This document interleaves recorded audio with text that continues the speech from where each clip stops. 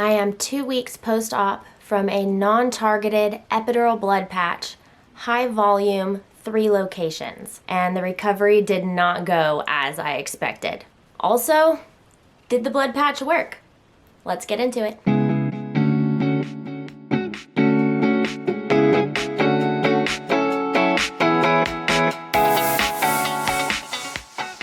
I know that some people don't like to know all that much going into a procedure, but I am the complete opposite. If I have a surgery, I want to know everything. I want to know where the needles are going. I want to know where they make the incision. I want to know everything. I like knowing what to expect. And especially for recovery from this blood patch, because I have 2 toddlers. So I went into this with pretty solid expectations from not only my doctor, but also from friends who I had talked to, who are leakers who have been through this before. So I definitely went into this thinking that I had a pretty good idea of what the recovery would be like. And I do think that my recovery was a little bit atypical, although not hugely uncommon. There can be a huge range of outcomes from this because leaks are really complicated, so you never really know how your body will react until you're in it. But let's talk a little bit more about exactly what my expectations were. For post-op, I was prescribed some pretty heavy painkillers. I was prescribed oxycodone with acetaminophen, and I was also prescribed ondansetron, something like that, for nausea as needed. Pain is expected after most surgeries, and for the epidural blood patch, no exception. I was told to expect approximately 3 to 4 days on heavy painkillers after my patch. I also expected to take a good bit of that anti-nausea medication because it is really, really bad to dry heave after your blood patch. It risks blowing your new patch.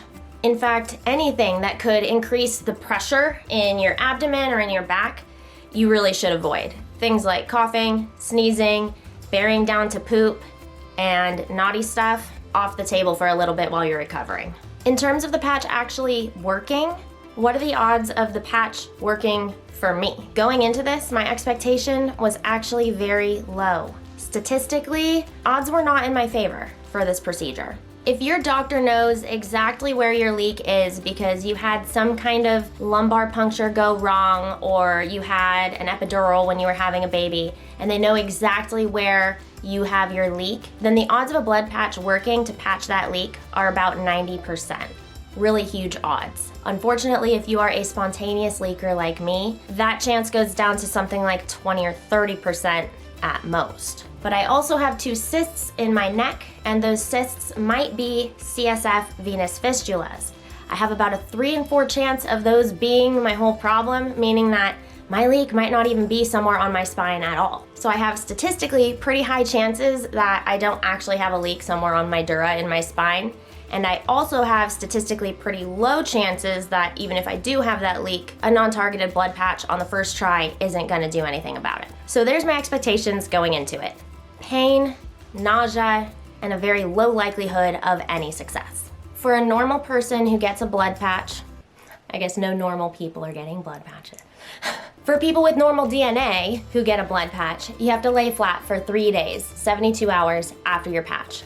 I have a DNA mutation, so I only had to stay flat for 24 hours. But what actually ended up happening after my patch was I didn't even make it the 24 hours. My patch ended somewhere around 11 a.m. or noon, and then I had to stay in the hospital flat for 2 hours. They stay there, they monitor you, they give you medication, and they gave me like some snacks and stuff to help me because I had started feeling nauseous. They unplugged all my lines, recovery officially started. I got to change back into my daytime clothes, and then I got discharged. I was relatively pain-free when I left because I was still on a lot of meds. And that pain-freeness stayed for many, many hours over the course of the night. By around dinner time, I did start to get a little bit sore, but it wasn't enough for me to even consider taking a painkiller. If I did consider anything, it would have been something like a Tylenol. I was pretty excited to have had an easy day, and I went ahead and went to bed. Let's not forget, this first night, I'm completely flat. I don't get a pillow. This is still within that 24 hours. Now I'd like you to think about the whole brain spinal cord situation as a hose that has like holes in the bottom of it. If you're upright, things are gonna drip out of the holes that are at the bottom of that hose. Hose with holes, I'm sorry. I'm like chuckling in my head. I'm trying to keep a straight face, but I'm laughing right now at hose with holes. Hose, H-O-S-E. Oh my gosh, guys. The innuendo, it's like constant. Pre-patch, when you're standing upright, a lot of fluid's gonna be coming out of those holes. Okay, sorry. Pre-patch, if you stand upright, a lot of fluid is going to drip quickly out of those holes. The idea here is that post-patch, the blood is plugging those holes, but your blood is still like jelly. So you need to lay down flat to try not to have the fluid dripping out of those holes while the blood is trying to hold it closed. So what I did that night was I just slept flat on a couch. The couch had a little bit of an angle backwards towards the backrest of the couch, and it made for a really nice place for me to just stay super flat that night. For people who have leaks, one of the big telltale signs is that everything feels better when you're flat. So before my patch, I was spending, I would estimate, a quarter to a half of my awake time perfectly flat. No pillow, just laying down. It was the only way that I could recuperate my energy after being upright for maybe 30 minutes to an hour. That was about my limit. But the night of my patch, I woke up with a slamming headache at like 2 in the morning. It was pulsing, it was rushing, it was torture, which means the patch worked. Patch did something, because leakers enjoy being flat. But if you're a leaker who's flat and now your head is pounding, then potentially they sealed your leak, right? Now in my mind, I'm like, I recognize the high pressure. I'm like, okay, I'm definitely in high pressure right now. I have this kink in my neck, so I've been diagnosed with it in the past, but I was also like, I don't know, this could be a migraine, like a migraine got triggered, but my migraine alert dog hadn't alerted. So I was like, what in the heck is going on? And you know, it's the middle of the night, so I'm just laying there like, what the heck do I do? And my head was just pounding and I was supposed to stay flat, but eventually I did fall back asleep. And in the morning, I contacted my doctor's office and I was like, I think I'm actually in rebound high pressure, which is really awesome. And he said, even though it's only been 22 hours, please get up, sit up now, and we're gonna check back in 2 hours and see if your headache gets better from being upright. Now, pre-patch, absolutely no way in heck being upright would have made my headache any better. Back when I was in high pressure, obviously that would have helped. If you have too much pressure in your head and then you're upright, that pressure is able to alleviate by dropping down. But when you're a leaker, your pressure is already too low. So it's laying down that you want, because that way you get more pressure in your head. So in order to differentiate this headache from, you know, a migraine that got triggered or something like that, I had to sit up for 90 minutes to 2 hours and then let my doctor know how I was feeling. And I was feeling so much better. I was feeling so good being upright. I was so excited to be upright. I stayed upright, and he stuck me back on Diamox to manage this rebound high pressure. But guys, here's the problem with rebound high pressure.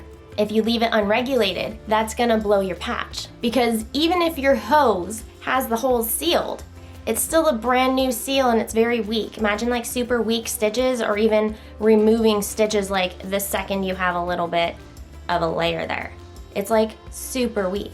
So if I get rebound high pressure because my body is still trying to keep up with a leak that is no longer there, that's just gonna blow my brand new Jello patch. This is horrible.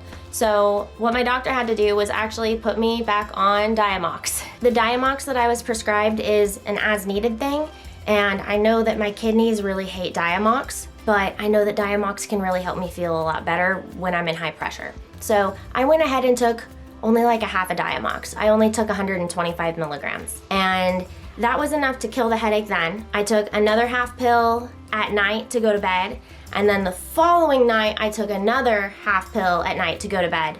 But in total, I have actually taken less than 400 milligrams of Diamox to control that rebound high pressure. It was like a super quick, whoa, and then it seems to have subsided after that. Now in terms of pain, obviously that was crazy pain. So in the morning when I woke up with that crazy high pressure headache, instead of going for the oxycodone, I actually went for an Advil. That half an Advil was the very first medication that I took since I left the hospital.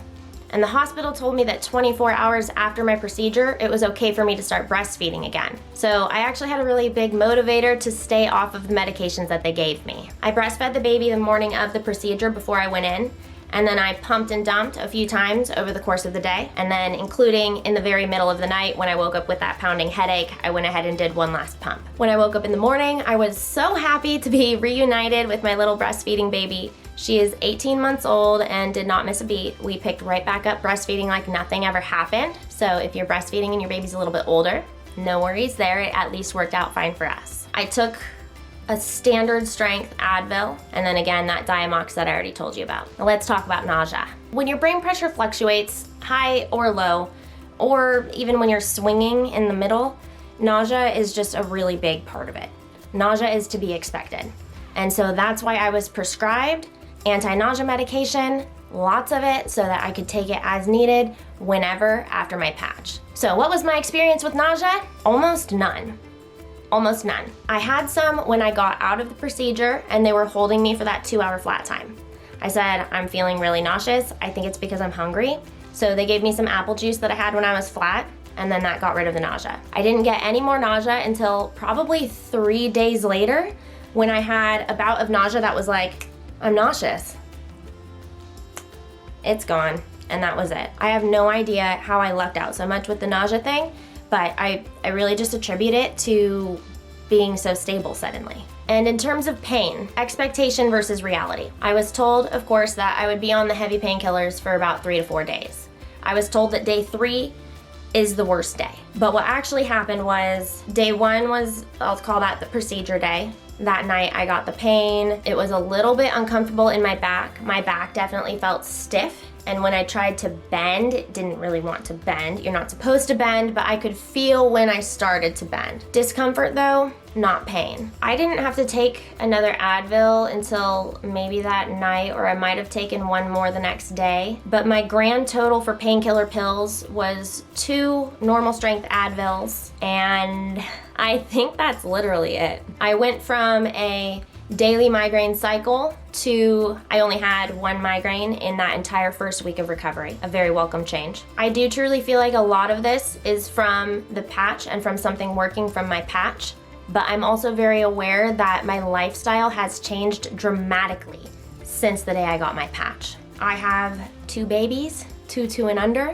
so I am always very busy. I'm always lifting and changing diapers, but then I got this patch, and now it's suddenly a very strict no bending, lifting, twisting. And since those are my big triggers and I was needing to do them all the time, I can't really tell you how much of my new enthusiasm and my new tolerance for being upright, my intelligence, how much of that is patch?